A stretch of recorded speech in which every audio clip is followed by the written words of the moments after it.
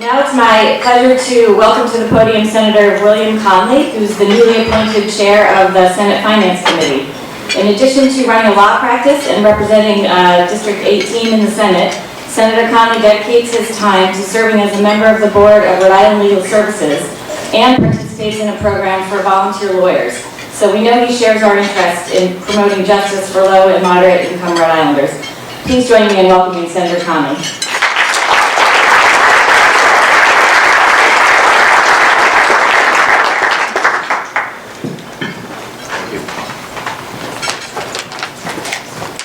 Well, good morning, everyone.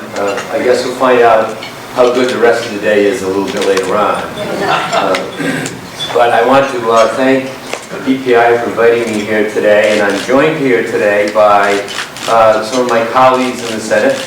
I know that they've already been mentioned, but the Chair of Health and Human Services, Josh Miller, the Vice Chair of Health and Human Services, Senator Gail Golden, hi Gail, and the Vice Chair of Housing and Municipal Government, Betty Crowley. And I know that one of our rookie senators has already been mentioned, and that's Jeanine Calkin. So thank you for joining me here today, and also thank you to all of our colleagues from the House of Representatives that are here today as well. As you've just heard, I am the fairly new chair of the Senate Finance Committee, and I really had no idea how much fun it was going to be. Somewhat of a Nantucket sleigh ride. I'm there about 4 or 5 days, and I start looking at the initial revenue numbers and see that our revenues, unfortunately, are falling below the forecast that we anticipated at the time that the governor presented a budget to us. And then we have some of the regressive lunacy that's going on in Congress today.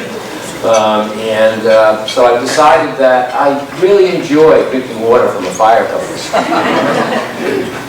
But kidding aside, these added fiscal pressures is really why it's very important that we are all here today.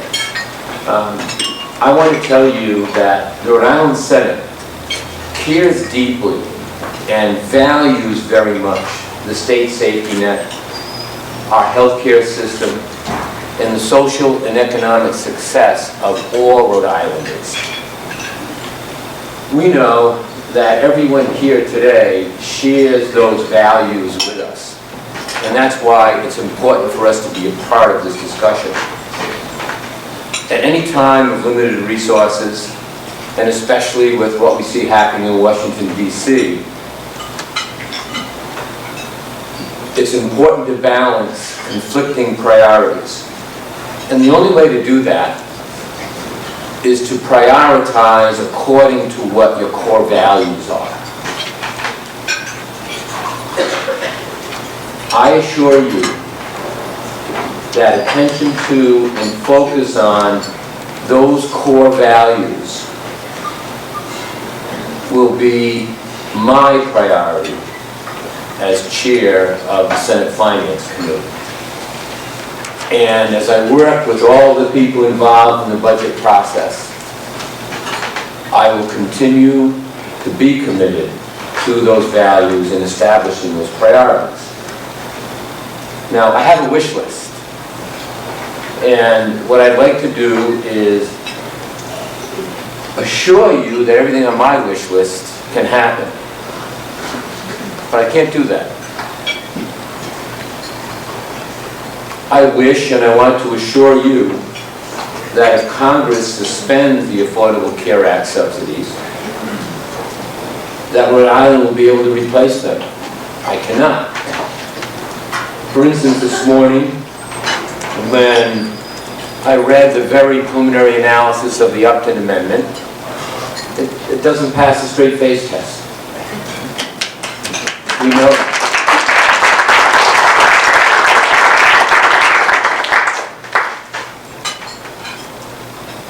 I want to assure you that if Congress breaks its promise to us to fund 90% of Medicaid, the Medicaid expansion program, that Rhode Island can pick that up and be able to fill that gap with funding.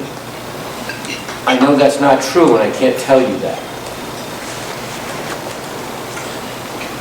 I want to tell you that the large number of jobs that have been created in healthcare through the ACA are lost due to this discussion that's going on in Congress today. That new job will simply open up for those workers.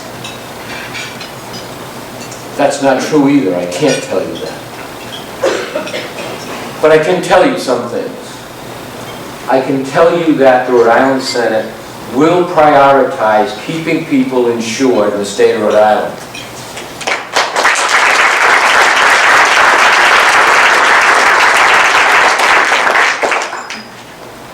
Here's what I know in the short time that I have been able to serve the Senate as its finance chair. That Rhode Island leaders share the values of all of you here today. Here's what I know. I know that when our leaders use those values, stay true to them, and focus on common goals, that we have the skills and the passion and the commitment to do everything we can to preserve those values that I identified for you a moment ago in the Rhode Island Senate. Working with the governor and her leadership and her commitment to those values, we are going to do everything we can, despite the revenue picture, despite what's going on in Washington, D.C., to protect that safety net, to protect the people who we know will be impacted most by what's going on. Those are our priorities. So with that said, I want to thank Rachel for inviting me today, and Linda, and I want to thank you for the opportunity to become a part of this discussion and tell you that you have my commitment on behalf of the Rhode Island Senate to do everything we can to maintain what we've accomplished and not see it slip away. Thank you very much.